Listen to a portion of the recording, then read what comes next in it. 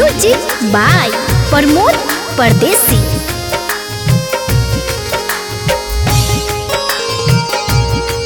Presented by million music world. कवना कसुरवा गइलू तू दूरवा हमसे नाता तोड़। कवना कसुरवा गइलू तू दूरवा हमसे नाता तोड़। बरस नयनवा बन के सवनवा झर झर गिरे लोर। के सोना चल गइलू तू छोड़ के जानू चल गइलू दिल तोड़। के सोना चल गइलू तू छोड़ करे जा चल गइलू मुँह मोड़। चल गइलू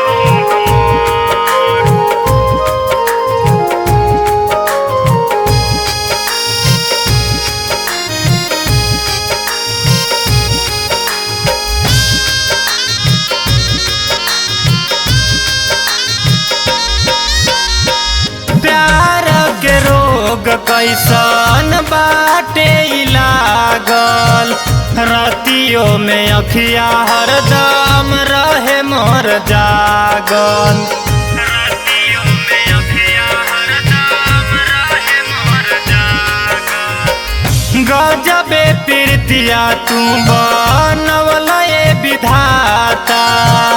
एको पल के दूरी नहीं सहले सहाता।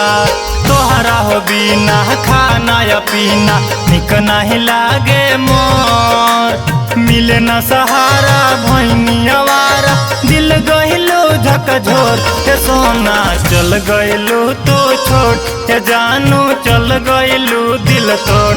के सोना चल गइलू तू छोड़ करे जा चल गइलू मुँह मोड़।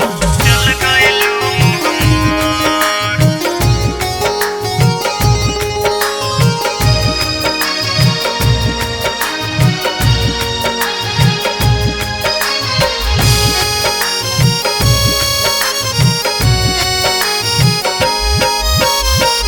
यादवा बरील संगे कैलू बेवफाई।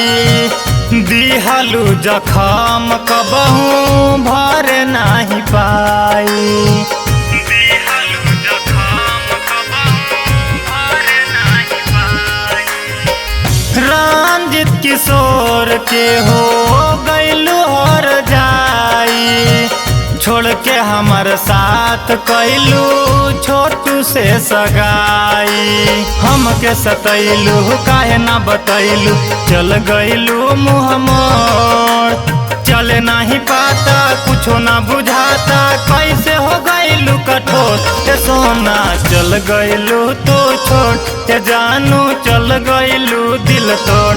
के सोना चल गइलू तू छोड़ करे जा चल गइलू मुँह मोड़।